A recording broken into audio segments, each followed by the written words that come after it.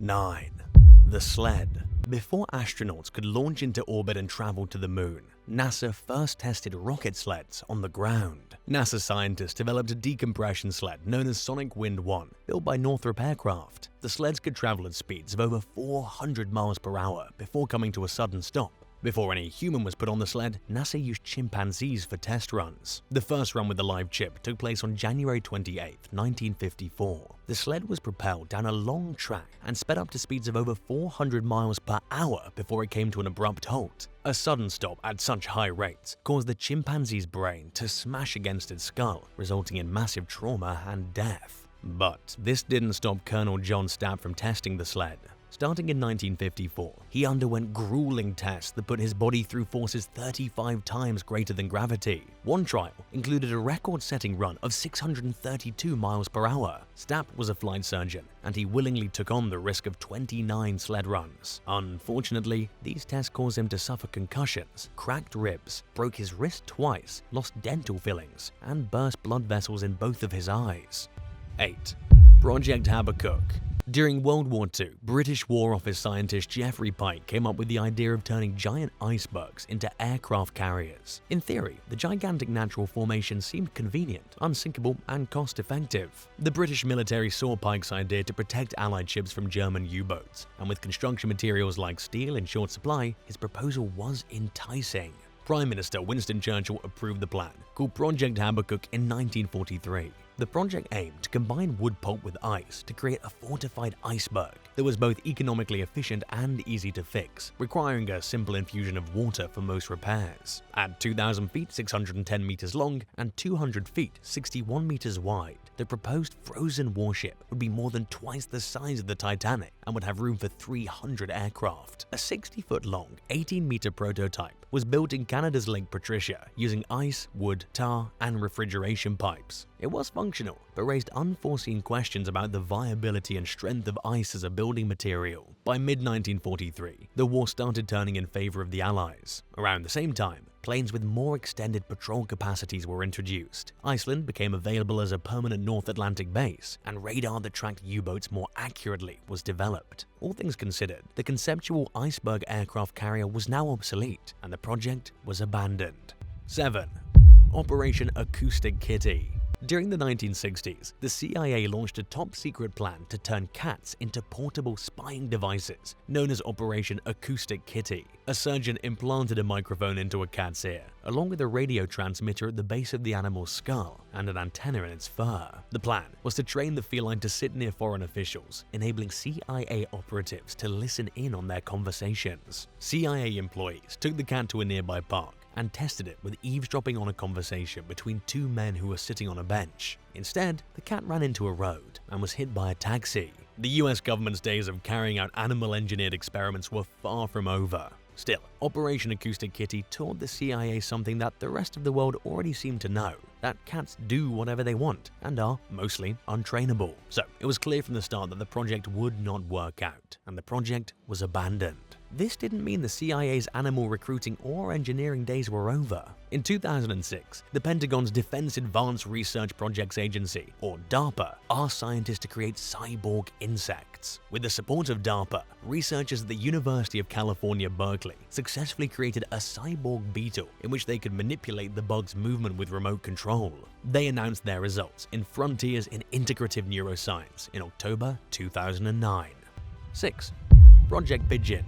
During World War II, it became a priority among militaries to develop better ways of aiming missiles accurately. In 1943, psychologist B.F. Skinner pitched the idea of a pigeon-guided missile, and the government funded the experiment, known as Project Pigeon. Skinner designed a unique missile nose cone with 3 cockpits that held 1 pigeon each. He then attached cables to the birds' heads and had them peck at an image of the flight path that was on a screen in front of them. When all 3 pigeons pecked the screen, the cables that were harnessed to their heads changed the missile's direction accordingly. Skinner, who'd worked with pigeons before, knew that these often detested birds are intelligent, have splendid vision, and remain impressively calm during chaos. But the pigeons had no way to escape the nose cone, meaning that they were essentially tasked with unknowingly navigating to their own deaths. In the end, Officials weren't sold on Skinner's idea, and Project Pigeon ended before much time or money was invested into it. Skinner kept his pigeons from the project and occasionally retested their skills. 6 years later,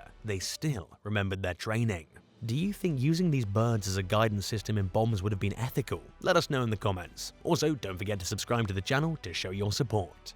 5. Edgewood Arsenal human experiments. During the 1950s, the US Army Chemical Corps began carrying out classified experiments on human subjects at the Edgewood Arsenal in Maryland.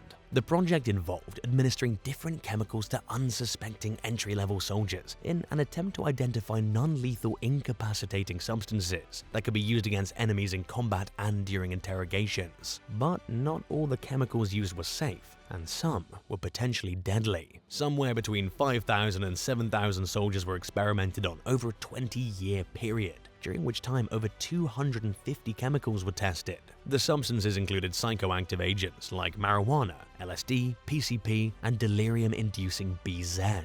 Guinea pigs were also exposed to nerve agents, including potentially lethal sarin and VX and pesticides. In the end, the experiment involved various reports on the effects that these chemicals had on test subjects, but it didn't lead to the discovery of any drugs that were useful for the project's aims. Many of the soldiers who took part were left with lifelong mental trauma and physical health issues. The experiments at Edgewood Arsenal ended after falling at the center of a scandal that involved outraged lawmakers and widespread public outcries for the bizarre and harmful testing to stop.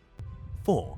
The Camel Corps. American westward expansion was dangerous and complicated due to the challenging environments people encountered, including hot, dry deserts, raging rivers, and mountains. In 1836, U.S. Army Lieutenant George H. Crossman proposed the idea of using camels as military animals in these inhospitable regions, citing the creature's unrivaled ability to carry heavy weights and go long periods with no water and little food. The War Department shrugged off the idea. Then, in 1847, Crossman met Army Major Henry C. Wayne, who agreed that it would be a good idea for the military to use camels. Wayne submitted a report, and it caught the attention of Mississippi Senator Jefferson Davis, who tried and failed to get funding for the project. Davis became Secretary of War and continued to campaign for the idea. Finally, in 1855, he persuaded Congress to pay for a military camel fleet. 33 camels of varying species were imported into the US, including Bactrian two-humped camels and one-humped dromedaries. They arrived in the US in good health and proved resilient in the extreme conditions that other animals had struggled in.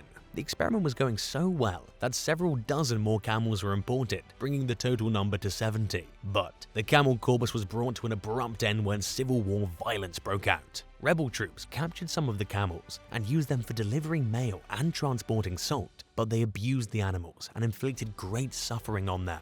The few camels that weren't captured by the rebels remained well cared for, but by then, the military had other things to focus on, and nobody could figure out what to do with them.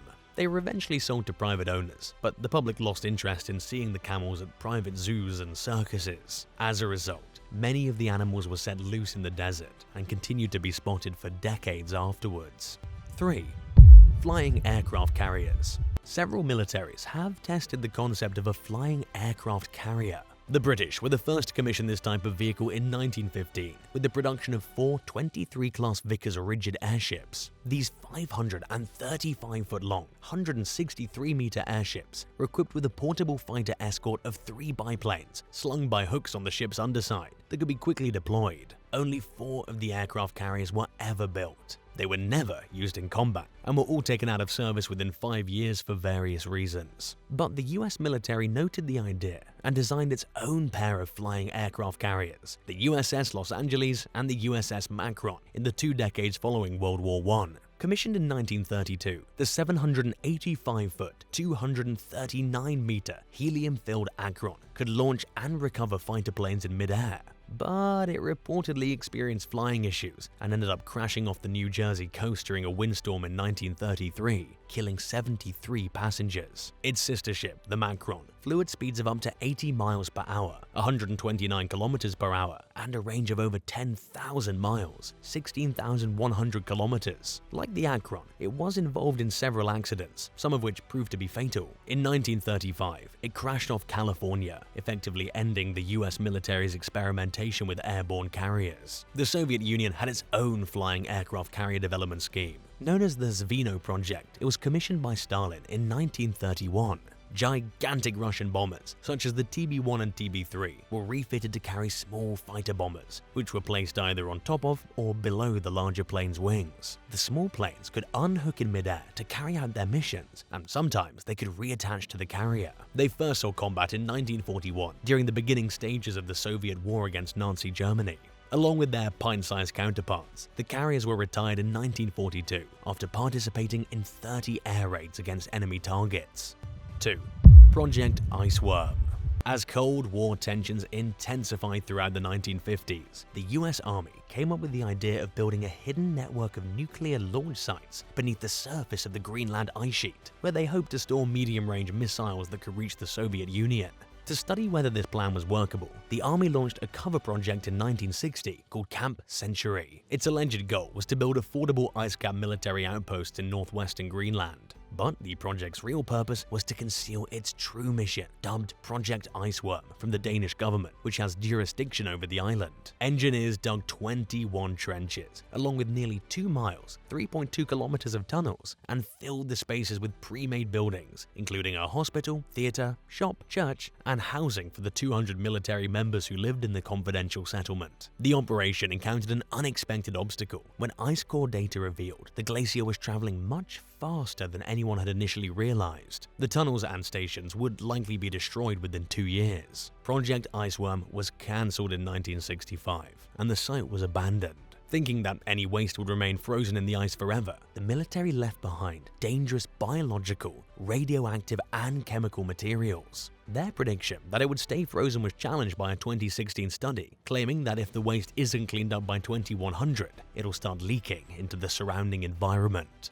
1. FP-45 Liberator.